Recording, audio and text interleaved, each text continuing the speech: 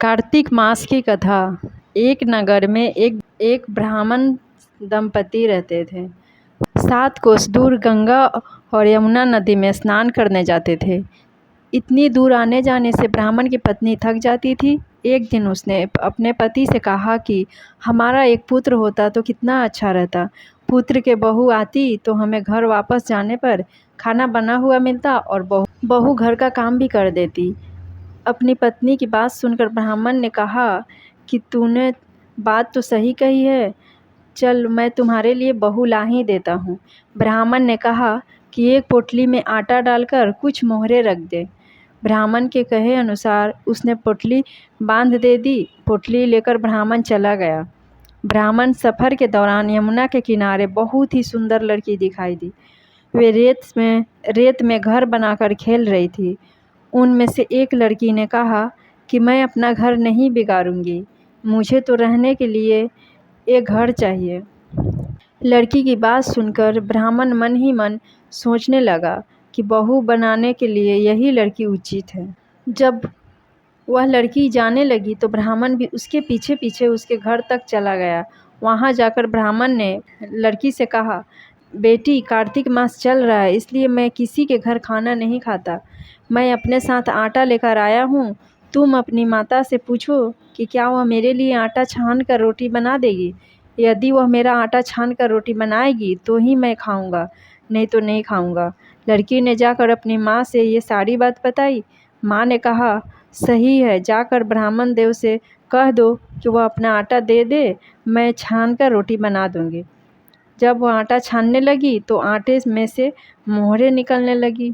वह सोचने लगी कि जिसके आटे में इतनी मोहरे हैं उसके घर में कितनी मोहरे होंगी।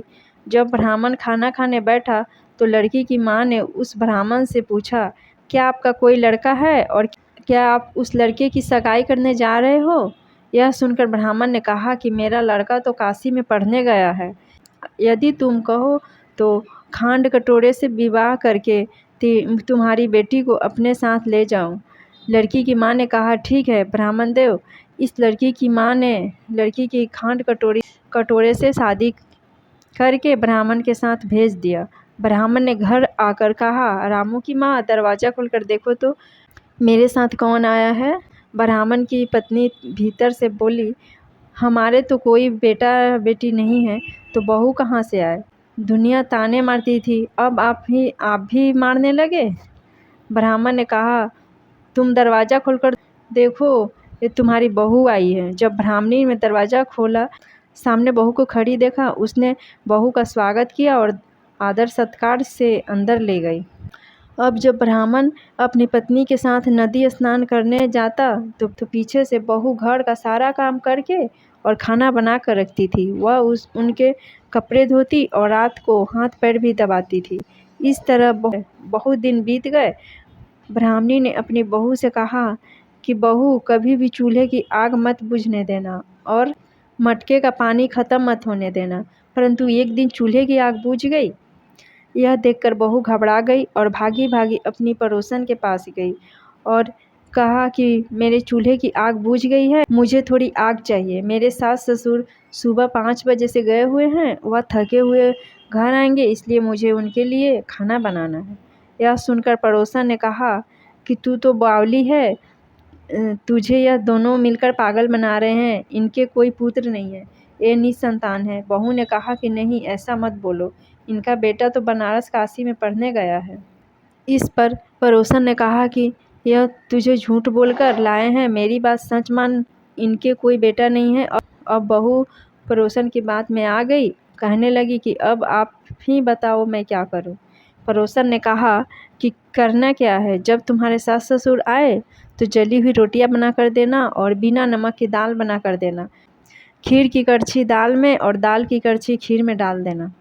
पड़ोसन ने उसे अच्छे से सिखा पढ़ा दिया।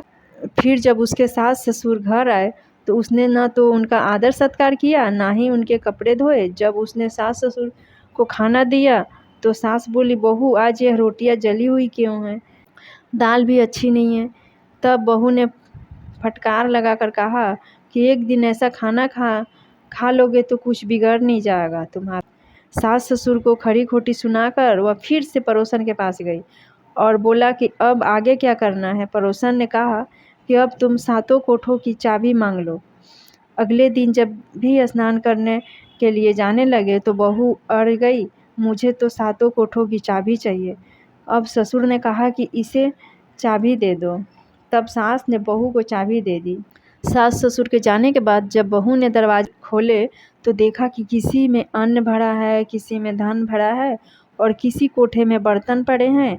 जब उसने सबसे ऊपर का 7वां कोठा खोला तो देखा कि शिव जी, पार्वती माता, गणेश जी, लक्ष्मी माता जी, पीपल, पथवारी, कार्तिक के ठाकुर, राई, दामोदर, तुलसी जी का बिरवा, गंगा, यमुना और 33 कोटि देवी देवता विराजमान हैं। वहीं एक लड़का चंदन की चौकी पर बैठा माला जप रहा है। यह सब देखकर उसने लड़के से पूछा, तुम कौन हो? तब लड़का बोला कि मैं तेरा पति हूँ, अभी दरवाज़ा बंद कर दो, जब मेरे माता पिता आएंगे तब दरवाज़ा खोलना। यह सब देखकर बहू बहुत खुश हुई और 16 श्रृंगार कर सुंदर वस्त्र पहनकर अपने सास ससुर का इंतजार करने लगी। उसने अपने सास ससुर के लिए अच्छे अच्छे पकवान बनाए। जब उसके सास ससुर घर आ गए तो उसने उनका आदर सत्कार किया और हाथ पैर दबाने लगी। पैर दबाते दबाते बहू ने कहा कि माँ, आप इतनी दूर गंगा यमुना स्नान करने के लिए जाती हो तो आप थक जाती हो, इसलिए आप घर पर ही स्नान क्यों नहीं करती? यह सुनकर सास कहने लगी कि बेटी, गंगा यमुना घर पर तो नहीं बहती है। तब उसने कहा, जी बहती है, चलो मैं आपको दिखाती हूँ।